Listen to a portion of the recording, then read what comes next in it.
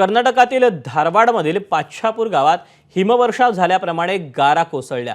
पाच्छापूर गावात अचानक संध्याकाळी पावसाला सुरुवात झाली आणि काही वेळातच गारांचा तुफान पाऊस बरसला। या भागात बर्फ पसरल्याचं चित्र होतं। गावातील वयस्कर लोकांनी अशी गारपीट पहिल्यांदाच पाहिल्याचं सांगितलं।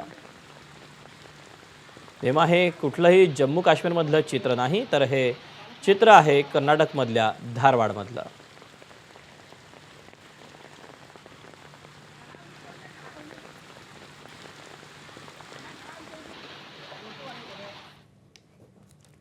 तिथे बेळगावमध्ये देखील जोरदार वारा आणि ढगांच्या गडगडाटासह अवकाळी पावसाने हजेरी लावली। तब्बल 1.5 तास गारपीट झाली। अवकाळी पावसामुळे उकाड्याने त्रस्त झालेल्या नागरिकांना या पावसाने काहीसा दिलासा दिला। अचानक आलेल्या पावसामुळे नागरिकांची तारांबळ देखील उडाली। जोरदार वाऱ्यामुळे तारा तुटल्या। अनेक ठिकाणी विद्युत पुरवठा देखील खंडित झालेला होता।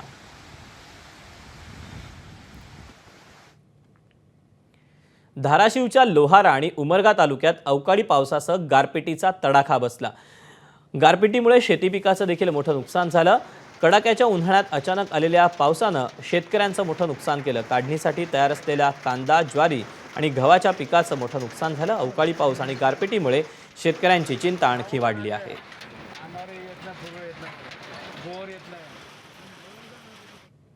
लातूर जिल्ह्यातील औसा, देवणी आणि निलंगा तालुक्यातील काही भागात संध्याकाळी गारपिटीचा अवकाळी पाऊस बरसला।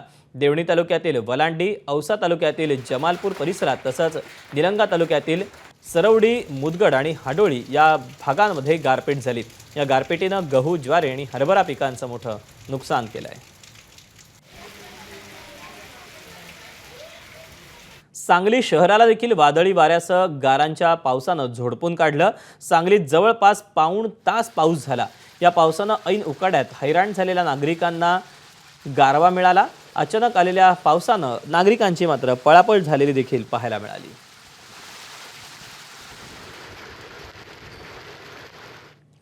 सोलापूरच्या अक्कलकोट तालुक्यात अवकाळी पावसासह गारपीट झाली। या गारपिटीमुळे सांगवी, बुद्रुक, खवस गावातील शेतीला फटका बसला। दरम्यान हवामान खात्याकडून पुढील 3 दिवस सोलापूर जिल्ह्यात पावसाचा इशारा देण्यात आलेला आहे।